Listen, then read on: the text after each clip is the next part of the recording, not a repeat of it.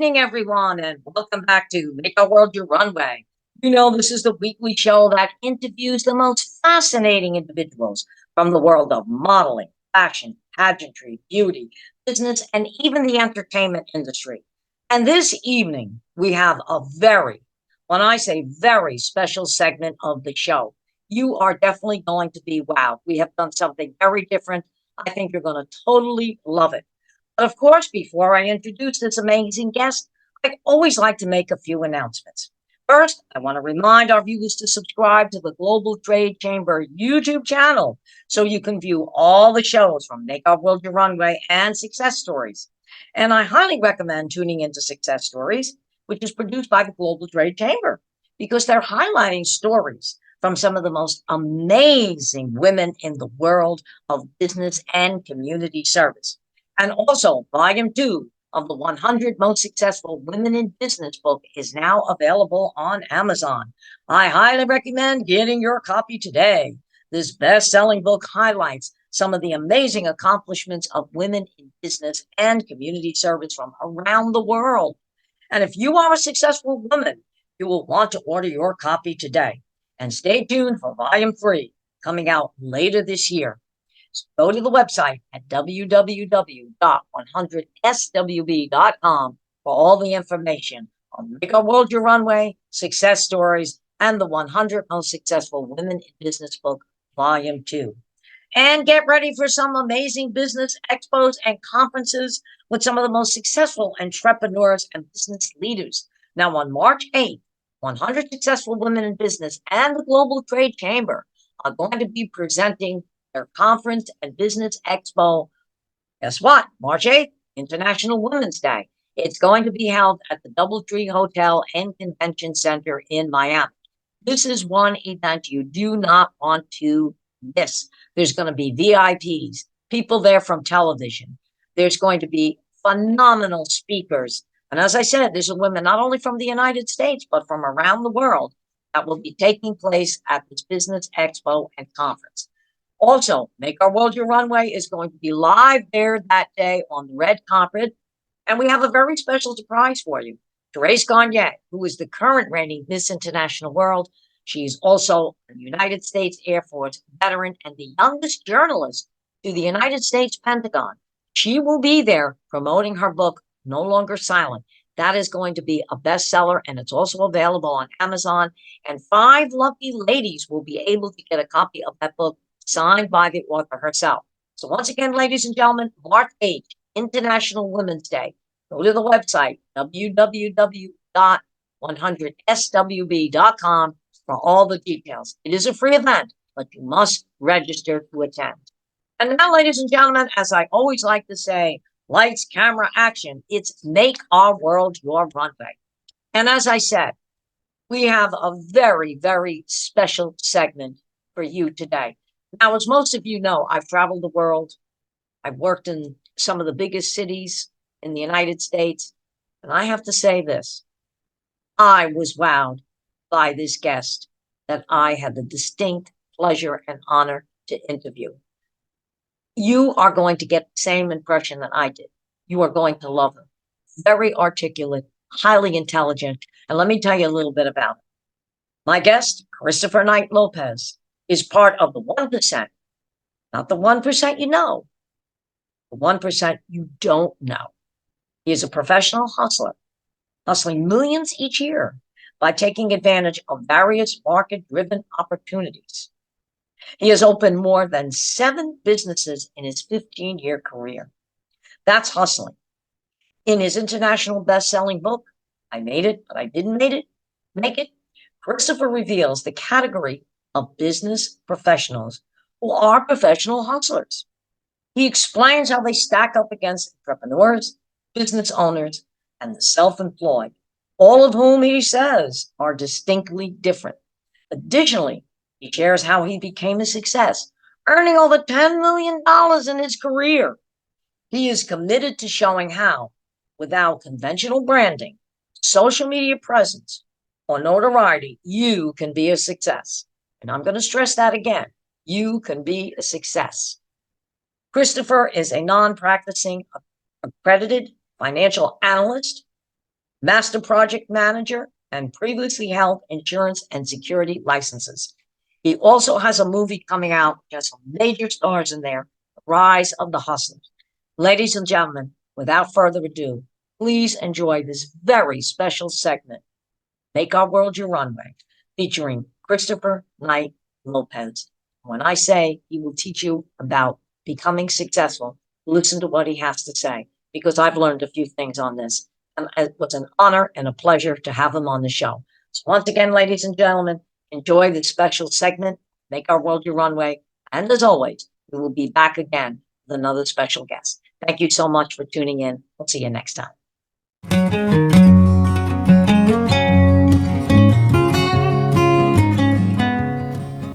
Well, hi everyone, and welcome back to Make Our World Your Runway. This is Angela Posillico, and I'm sitting here with my guest, Christopher Lopez, who is a best-selling author in 6 different countries. So, Chris, tell us about yourself. Well, Angela, it's an interesting dynamic. A lot of times what I'm attempting to do is try to not misidentify myself in the perspective of what is a professional hustler. It is someone who is not an entrepreneur, is not a business person, doesn't work for anybody, but yet earns money. So what does that look like? And I've done this through multiple industries, over multiple businesses, through multiple countries. And that book is an embodiment of what I am trying to communicate, because there are many people like me in that regards. So as an international best-selling author, I'm trying to create a product that will empathize with individuals who say, a job is not for me. I don't know if I'm a business person because I've never created a brand, but at the same time, I don't think I innovate anything. I'm not an entrepreneur. What am I? You know what? And I love that concept because it's very different, because there's so many people out there that say to themselves, and I'm one of them, okay?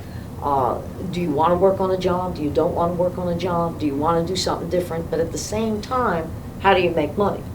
And when you mention the word hustler, sometimes people will look at that and say, what do you mean, hustling for money? Well, you know what? In any industry, even if you're working for a job, I feel you're hustling for money, okay? Because that's what it's about, people making money. But you said something that's very true. How do we identify ourselves and at the same time be happy with what we're doing and also making money, but you're doing it that you enjoy doing it, okay? It's not that, oh my God, I gotta get up every morning, 9 to 5, go to a job.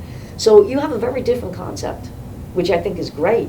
And I love the title of the movie. I made it, but I didn't make it. So tell us a little bit about that, because that is, everything you've just said is such an interesting concept. I love it, and it's so different. And I've even said to a few of my friends, I said, this is going to go to the Cannes Film Festival. This is going to be, the book is going to be a bestseller. I said, but the movie, this is Academy Award winning material. So I love it.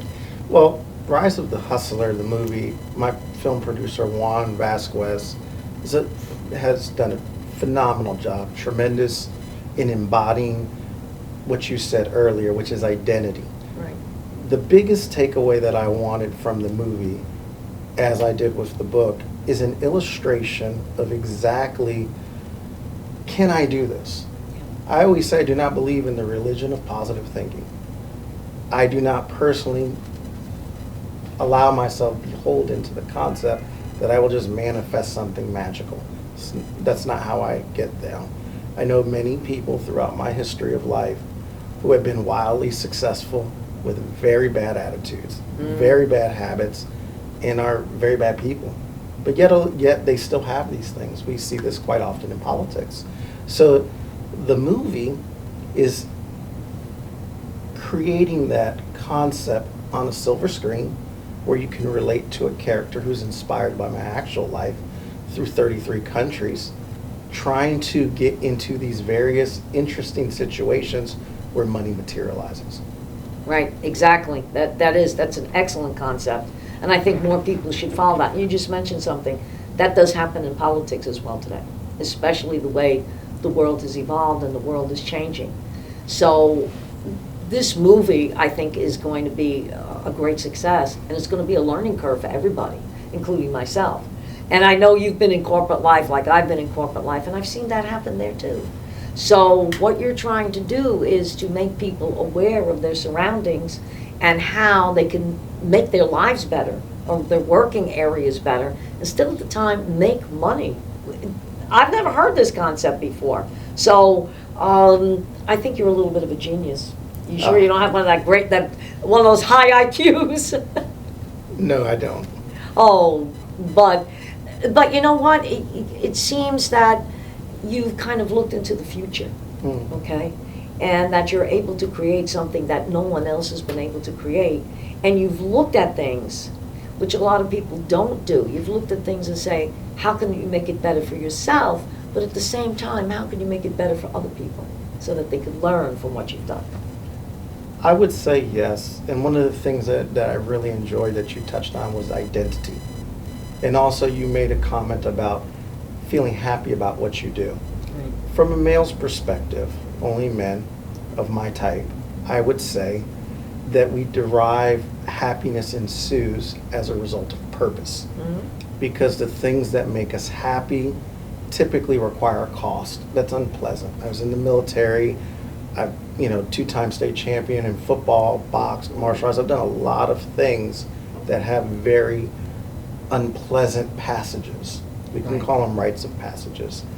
And the identity that is assumed has to be one that comes from the inside. But in what I'm trying to convey in both the book and the movie, because it's so different, it's very easy to be misunderstood and mislabeled. Right. So it was a story of empathy towards others, because I met so many people, because people tend to not understand what I am. Right. Others don't understand what that is. I know many of them, there's no trophy for them. There's no job experience on their resume. And you can get to a dark place when you make the mistake of assigning your self-worth to the value and opinions of others. That's very true. And I said that I've sometimes have fallen into that category as well. And I've always been lucky that throughout my life, I've had people that have coached me and mentored me. People have always said, Angela, find out what you want to do, okay? What is in your heart? Stay the course, so that this way you can identify with yourself and other people will identify you. It's like now, when I walk in a room, people say, oh, that's Angela. She owns the Miss International World Pageant. We know she was a singer. We know she was in the cosmetic industry. Just as you said, there's that identity there. So people actually associate with me with the things that I do, okay? But if I didn't have that coaching or that mentoring, I probably would have gone down all the different wrong paths and still to today trying to find myself. So you've brought out a very good point. People do have to find their identity, find themselves, and keep going with that path.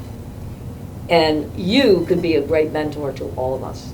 In fact, when I started reading your bio and, the trailer and the book, I actually consider you a mentor because I follow you a lot. And you've got such a great path that I even said to my husband, I said, you know what? Would Christopher do it this way? I think he would do it a little bit differently. So I thank you for that, because just watching some of the things you've done, I'm learning from that. They always say, oh, when you get to a certain age, can't teach an old dog new tricks. Yes, you can, okay? Because I always say to myself, I don't know everything, okay? And unless someone shows you or tells you, you don't know. So it's like a blind leading a blind. So it's great that you're able to do this, because I think once the movie comes out, so many people are going to watch it and say, hey, you know what? He's really something else, and I could learn from this. Well, that's what I hope to do. And your words touch me, and they mean quite a bit to me, especially coming from someone of your stature. Oh, I consider it a privilege to just be able to have a little bit of time invested with you. So it means a lot that you would say that. I really value what you said on the point for the viewers on mentoring, because it's one of the mistakes that I had, getting into industry specifics. It requires you to go work under somebody. You can't always just be a rebel. And I think that you can make inadvertent mistakes in highly technical industries. And that was probably the missteps that I had going on early on. I've been arrested, indicted, thrown in jail, got out. I have a very dramatic story, and many of those things could have been avoided by simply understanding technicalities. Not outright, it's not okay to simply have good intentions. And that's a hard lesson to learn on your own, but with proper mentorship and guidance, you can avoid it. And you know what you said, there's nothing wrong with that. I come, and I make no bones about it. I tell people, I said, listen, watch The Godfather. I come from a family like that, okay? So I have seen things that a lot of people haven't seen, okay? And I make no bones about it. I said, that's where I come from. Am I supposed to apologize for the times that I should have gone left, when maybe I should have gone right? Maybe I should have gone right or gone left, or have gone down the middle? I don't apologize. That's who I am. That's who makes me who I am. But I also know the other side of it too. I've learned from mistakes. I've learned from things that people did that were on the dark side, like they say in Star Wars, you're crossing over to the dark side. I've learned from that. But I think when you go through that, whether you've been arrested or indicted or whatever, after a while it makes you a better person. It's who you are. And I always tell people, don't feel bad of who you are. And I have a saying, you want to see the skeletons in my closet? Come to my house, I'll open the door, I have them all named. And there's so many people that will not admit to the things that they've done. And that's the wrong side of doing things, okay? If you can admit that you've done something wrong and can admit who you are, and then find that path, that's what makes you the better person. And that makes you the real person, because you're not hiding anything. But you just said, you're not hiding anything, but like you said, you're using that, and with the right mentorship, look at where you are today. That's correct. I think that you can have that serve as a foundation for what it is that will create your bedrock. And I love what you said about being a real person. There's one of my favorite things to say when I post a story is, are you still following pretenders? There you go. I am many things, but I'm not a pretender. No, you're definitely not a pretender. You're the real thing. And I say the same thing about myself. I'm not a pretender. You know, if people want to look at my past, look at it. If you want to judge me, fine. But this is who I am, okay? And again, that word, identity. You really have to identify with yourself. And you're right, there's a lot of pretenders out there. People pretend to be things that they aren't, okay? And even when I mentor a lot of girls today, I got a lot of girls that come into the pageant world, and I say, don't pretend. Do exactly what you want to do, okay? And you will find out that you'll be a better person, and you'll find out that you will also progress in life as well, okay? And everybody's got highs and lows. I've had high points, I've had low points, but you know what? Even in my low points, I just pick myself up, go forward, and there you go, because that's all you can do, okay? And you really can learn from your mistakes. If you don't, then there's something wrong. And I love something that Morgan Freeman always says. In one of his speeches, he said, just because we disagree doesn't mean you're my enemy. And there's so much of that that goes on today. People disagree, they want to take a gun, and I hate to say this, shoot one of them. You don't have to. We all have difference of opinion, but we can sit down and we can come to some kind of camaraderie, okay? But I love that saying, just because we disagree does not mean you're my enemy. And so many people take a disagreement as the enemy. One of the things that I try to do with my wife is I talk about thoughtful disagreement, which means we do not have to agree with one another. Right. But I can respect the fact that we stand on separate aisles. Mm-hmm. And that's Exactly. okay. And I think that there's too much control of you must be me. I do not want to be in any form of relationship, professional or otherwise, where I'm trying to create a copycat of myself. Because that means that I am exhibiting narcissistic tendencies. Yeah. And narcissism is a term that's thrown around too loosely nowadays. It's a very rare disorder.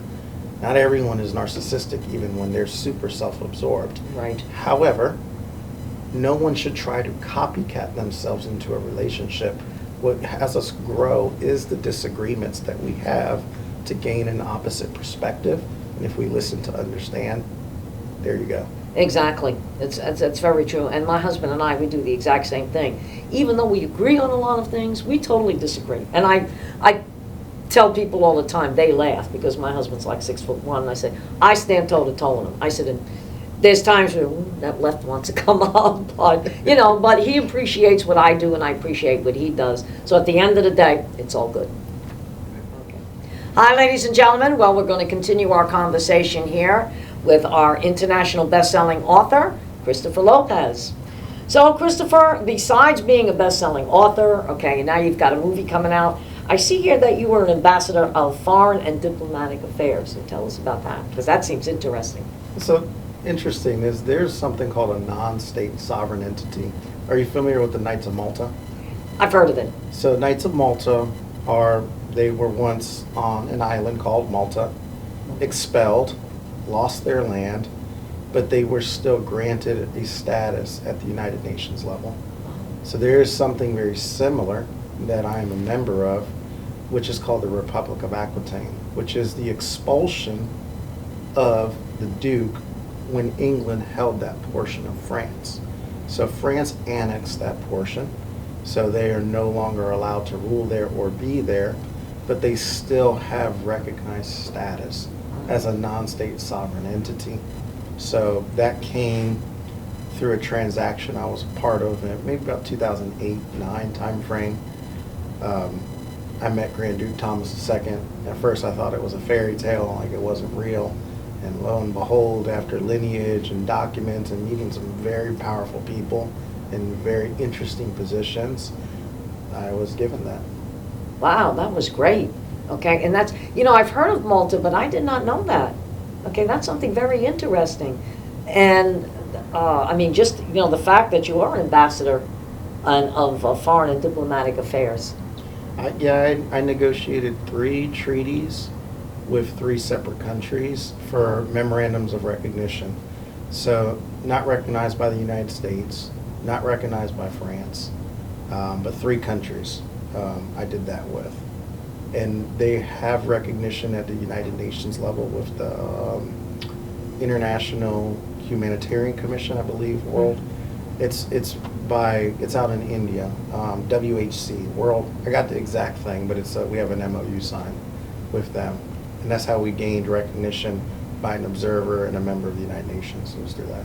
Right, and because that you mentioned that, last summer I met a gentleman by the name of 𝐏𝐚𝐠𝐞𝐬, okay?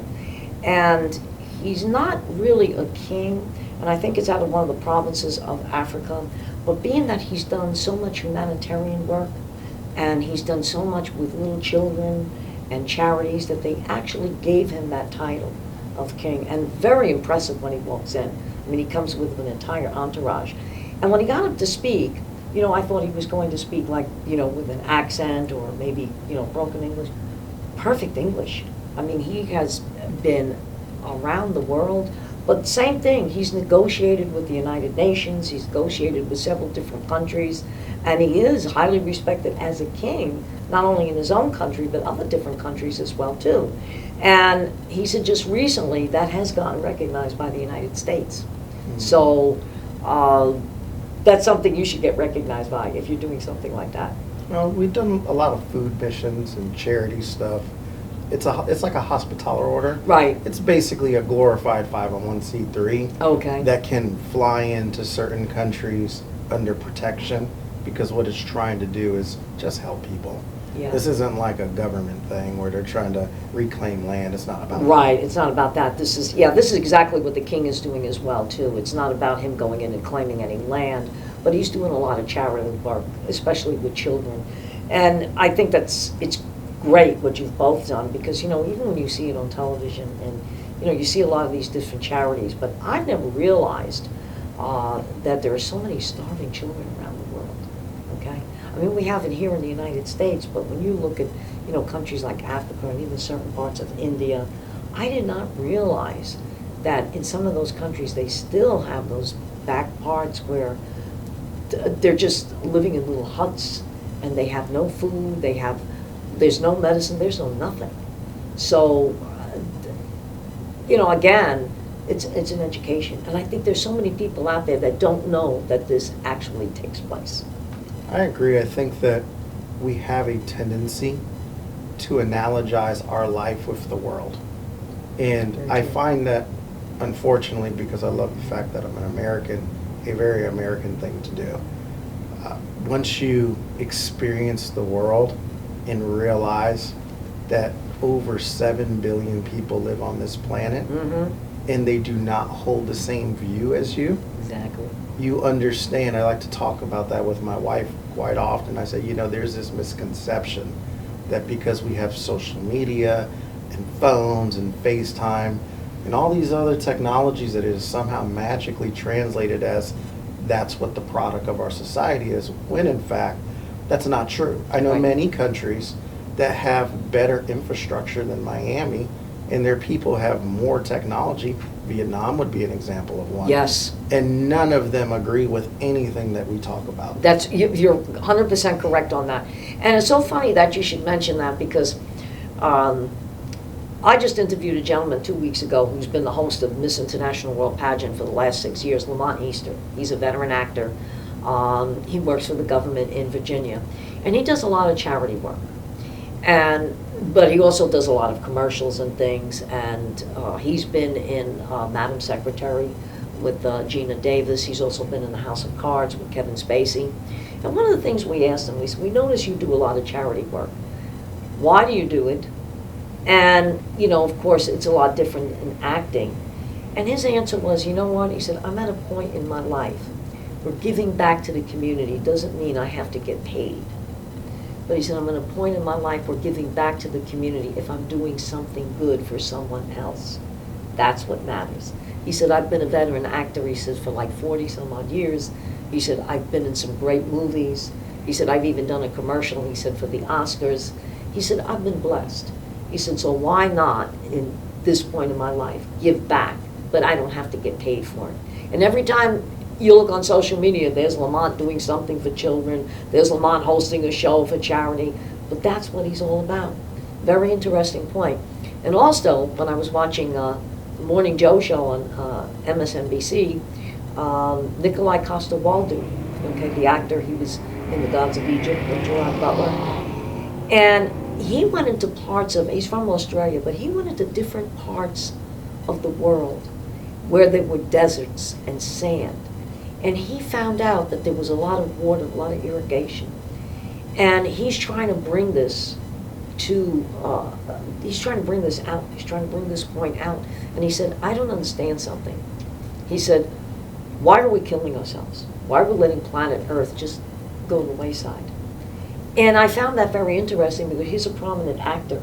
And you would not think that he would be doing something like that. Which also brings me to another point. William Shatner, who played Captain Kirk for years on Star Trek, went into outer space. He just wrote a book, another one, he's written several, Beyond. In fact, he's going to be here in Miami coming up in a couple of weeks. I'm actually going down there to do one of the interviews. And he said that playing a character like Captain Kirk, he said, I always fantasized about space. But he said, when I went into space, I found that it was very cold, it was very dark, and that we just spend so much time there, but we're not spending enough time on planet Earth. It's very interesting. Yeah, I found that very interesting, coming from a gentleman who's an icon. I mean, when he walks the street, people don't say, I'm Mr. Shatner, Captain Kirk. For him to say something like that, and then I went back to when I was a kid and President Kennedy started the space race. And he had started it because he knew not the fact that he wanted to ignore planet Earth, but there was technology there. And if you read up, the CAT scan and the MRI actually come from outer space, because the astronauts had no way of knowing if they were sick. So that was developed up there. And Kennedy always said, not that it was the final frontier, that was the new frontier. So if you think about what Kennedy's perspective was, on outer space. And now William Shatner is thinking about it. You get a whole different feel. That's such a compelling observation that you make about his experience being in a location that it reminds me of something. There's a Stoic philosophy, Marcus Aurelius, which Right. I know you love, I love the Gladiator. Yes. But one of his sayings and meditations is we often suffer more in imagination than in reality. But there's a converse to that statement of what you just brought up in your observation, which is things are better in our imagination than they are in reality. Right. So when you make that observation about Kennedy, saying it's the new frontier, he clearly had never been to space. Exactly. And now William Shatner makes that observation. It's interesting how we can let our imaginations run away. I find that very compelling that you picked that out. Yeah, it was because I was very much into the space race when, I was like 10 or 11 years old when Kennedy was president. And of course, I always tell people, I remember the day he was assassinated because he was assassinated the day after my birthday. My birthday's November 21st. He was assassinated on November the 22nd. And the speech that he made at the college in Connecticut, and Kennedy had that very forceful voice of his, and he always was pounding on the podium, and I remember him saying, we do these things because they're not because they're easy, because they're hard, okay?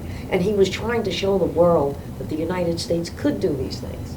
But I got very fascinated about space. I always wanted to go into outer space. I said I wanted to just experience it once. But just to think that he had one concept, and here's somebody that played a character, okay, that was in outer space and was boldly supposed to go where no one has gone before, had a totally different look on that. And a lot of people wouldn't pick up on that. My husband said the same thing. He said, you know what? He said, I would have never picked up on that. He said, but you did. And the reason being is because I had an interest in it. And I find in the world today that there's so much going on that people, when they listen to something, they only hear what they want to hear, but they don't hear what you're supposed to hear. Okay? And if you really listen intently, I watch a lot of these talk shows, and my husband always says to me, you're picking out words. And I said, I'll tell you why I'm picking out words. Because I'm hearing what I'm supposed to hear. Okay? And that's how I'm able to make these correlations or do this anatomy. Because I'm able to compare something. I said, most people just watch news and sit there. I said, it's like when you go to a movie theater. Watch people when they watch a movie. You get a lot of blank stares. I'm in there picking something out, like I did with Gladiator, okay? Understanding what Russell Crowe was saying. And it is true. What we do in life is going to echo in eternity. And I always tell people, look, I don't know, everybody's got an expiration date. I don't know how long I'm going to be standing here. But if I can do something that people that can remember when I'm gone, then it is going to echo in eternity. That's a wonderful statement. And I've been thinking about something you said earlier in our interview. It had to do with what you said, when you made a remark about me doing, quote, what makes me happy. But then I think about what you said when you said space interests you. Yeah. And the statement you made about Kennedy, what you remember by saying we do this not because it is easy, but because it's hard. Exactly. I believe that passion to do what is interesting propels you through things that are hard. Right. And what everyone really wants is something hard. Because if you look at, to be an international best-selling author is very difficult. I think I read a statistic the other day that only 8% of books will even make it. That's right. And then when they get into the actual book sales of it, I think less than 1% even sell over 100,000 copies. And those are such mind-boggling statistics when you realize over 20 million books are published a year. Yeah. Something, but it's the interest that I had to compel me through something very hard. Right. And what I have to show for it, there's a lot of stories we can't even cover on what I had to do to get there. Oh, I can imagine. And just like a woman of your stature, it's very easy for people to observe it and say, "I'd like that," but could you really get it? Exactly. Could you really get it? That's very true, and that's when I picked up on this between Kennedy and William Shatner. That's what I admired about both men, because one, like you say, and Kennedy said it himself, we're doing this because it's hard, not because it's easy. And he knew that was never going to be an easy path. And he took a lot of criticism for that. Because when he went into space, he also had the problems of the civil rights going on, okay? And it was said that he was ignoring that, but meanwhile he was spending all this money going into outer space. Well, at one point he did balance the two, okay? And a lot of people think Kennedy did pass the civil rights bill. No, because he was assassinated. Johnson actually passed the civil rights bill, okay? President Johnson followed through with that. But Kennedy knew that he just had to take the country into another dimension, okay? And the fact that he was a World War II veteran, okay? He was a captain in the Navy, and he had seen a lot of different things. Another thing that people don't know about President Kennedy is he brought manufacturing back to an all-time high, okay? Because when United States Steel was going to strike, he stepped in and he says, give them what they want. And he saved that, okay? So, and then you take somebody like William Shatner, who's really Canadian, okay? But who played a fictitious character and did things that weren't easy to get to where he got to even play that character. And there's a long story to how he even became Captain Kirk. And then going into space and making a different analogy. I said to myself, well, I just learned something, okay? Because now I know how to compare the two. Now I know why one had a vision this way and another one had a vision. And like you said, what do you do to get there? You made a very valid point. Observations on comparison, I find it interesting and both impressive that you have those insights, because it is very difficult for a person to abstract information and make an accurate assessment based on what they're seeing. Like what you said, most people just have blank stares. Yeah, they do. I think that's why we crave for leadership so much. Exactly. And clearly you are leading very wonderful, especially with all these young aspiring women. We both know Susmita Patel. Oh. And oh my gosh, if what she says about you is not enough good times here for me to say what's going on about this woman. She's a very inspirational leader. Thank you. And what she said about you, I said, I have to meet him. I said, he's unbelievable. And Susmita, she's young, but you know what? That girl is going to rise to, she's really going to be something. And I think with a lot of your guidance and the things that you're doing, you're going to propel her to an area that she wants to get to. So I thank you for that. You're very welcome. Right. Well, ladies and gentlemen, here we are back again with Christopher Lopez, and this is our final segment. Disappointed that we have to close out the show because this has been absolutely amazing for me, and to have such a wonderful gentleman and, as I always say, superstar. So, Christopher, in closing, what would you tell people and what words of wisdom would you give to me and our audience? Well, Angela, thank you for that opportunity. I believe that wisdom is nothing more than learning from somebody. True. So if there's something that I could express to the audience, I would like them to understand that your identity is not who you are, but rather the suit you put on. You may carry the identity of a mother, the identity of a sister, the identity of a CEO, or in my case, the identity of a professional hustler. The identity is not who you are, but what you represent yourself in a given circumstance. And I would caution everyone to not lose themselves in trying to define themselves by what they are doing, because what you are doing is quite often not what you are. Exactly. And when does the movie come out now? I know the trailer is coming out soon. Yes, trailer will be out March 1st. We are shooting for a release date first quarter of 2025. We're going to have Susanna Demouni, who's playing a lead fabulous support. She's excellent on Instagram. If you guys have not seen her, she's very, very influential. Tyler Gallant is playing the lead as Christian. I love Lopez. him, Tyler Gallant. I love him. Yeah, Kenny Madshot Ruiz is also in the film as well. He's playing Miguel, the attorney.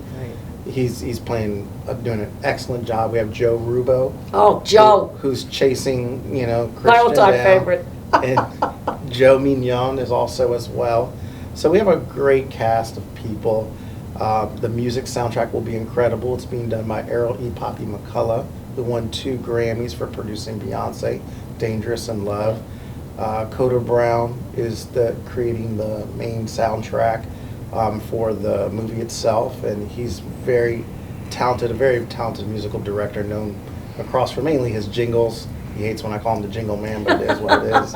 But he's very, very talented. So we have an excellent piece that we're getting ready to complete out filming this year.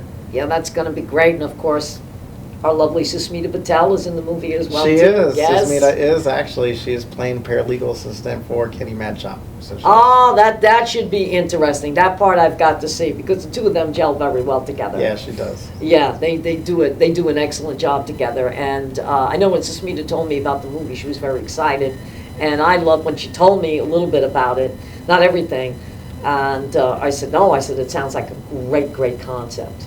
And also, my wife, Yes, Karen I heard Lopez, she is actually making her cameo experience. Oh, wow, that's great. And Yeah, so she has a small role, but she's there. Yeah, but I know the movie sounds like it's going to be absolutely amazing. From what I understand and from what you've told me, I think you're on your way to that's going to get an Oscar nominee. But I hope we see definitely Cannes Film Festival. I mean, Juan Vasquez is an incredible director.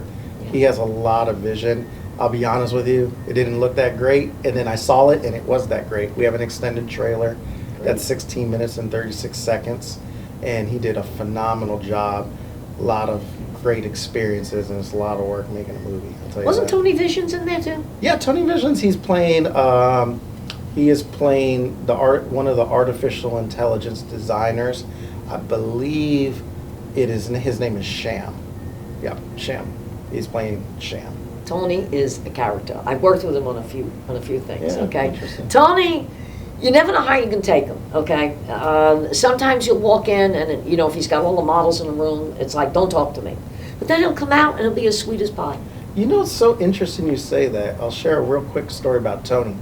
So Tony did not look super approachable at all. And to be honest with you, I thought he was a little rude.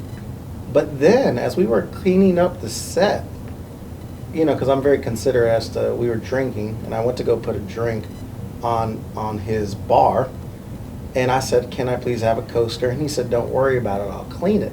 And I said, no, I'm using your stuff. He said, no, I'll clean it, you're here. And I said, okay.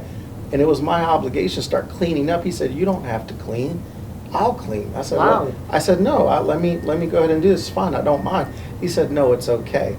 And he took the trash out by himself and insisted he do it, and he really went out of his way to be considerate. So I think my impression, I don't claim to know him, but my impression is he really goes out of way for Yes, people. he does, and it's exactly what you said. There was a fashion show that we did when we were Planet Fashion TV. 2 of my girls were in that particular show.